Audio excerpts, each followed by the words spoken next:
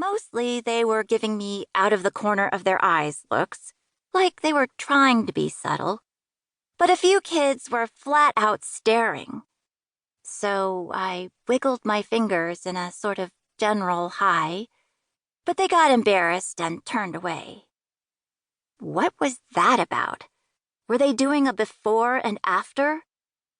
Maybe I looked weirder than I thought I did. I patted my hair with a sweaty hand and tugged at my orange tea. Why hadn't I protested when Mom bought me orange? And why had I put it on this morning? I looked like a Cheeto in a hazmat suit. Then I pretended to read my schedule. First period was math, where at least I'd be with my best friend Harper. I knew this because I texted her the second my schedule showed up in my mailbox. She called back to tell me gossip about all the teachers, including how our math teacher handed out Smarties during tests. My other good friend, Silas, wasn't in math with us, but maybe we'd be together in English or science. So, if I could just make it through morning homeroom. Norah Levy! The homeroom teacher called as he hung up the classroom phone. You're wanted in guidance. Now? I glanced at the clock. But it's almost first period. Right. Miss Castro says she needs to see you before first. You want me to come with you, Norah? Arya asked. I looked at her. What for? Just, so you don't get lost. I can find it, but thanks. I stuffed my schedule into my backpack. In some zippered pocket was a map of the building, but I'd check it in the hallway, not here. Whoa, your backpack looks heavy, Malik said. If you want, Norah, I could help. Nope, thanks. Got it, I said. A girl moved her chair out of the way to let me pass. Sorry, she murmured. Apologizing for what? The fact that her chair had been in my way and now wasn't?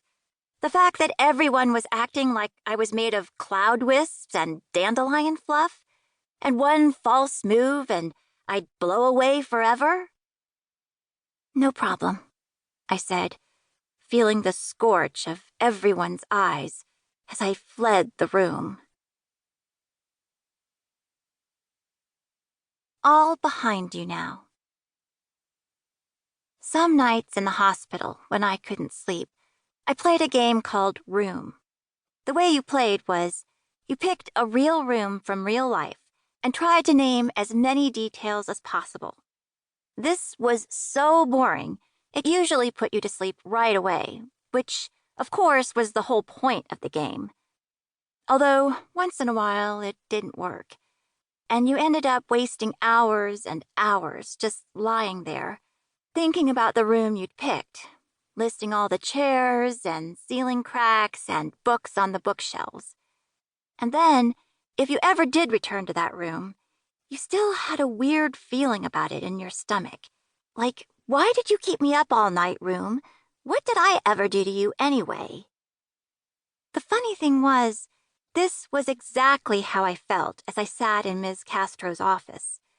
She was the 7th grade guidance counselor, so obviously I couldn't have been in her office before this very minute. All the details here were completely new to me. The cute baby animal posters, the puzzles and the fidget toys, the red geraniums along the windowsill. So there was no reason to feel that the room was against me. Really, I could tell it was trying hard to welcome me. Norah Levy? A tall, plump woman with shoulder-length, no-color hair and complicated earrings suddenly burst in and was giving a damp hug that smelled like coffee. No reason to still be sensitive to smells, the doctor said. It's just in your head by now, Norah. The woman finally released me.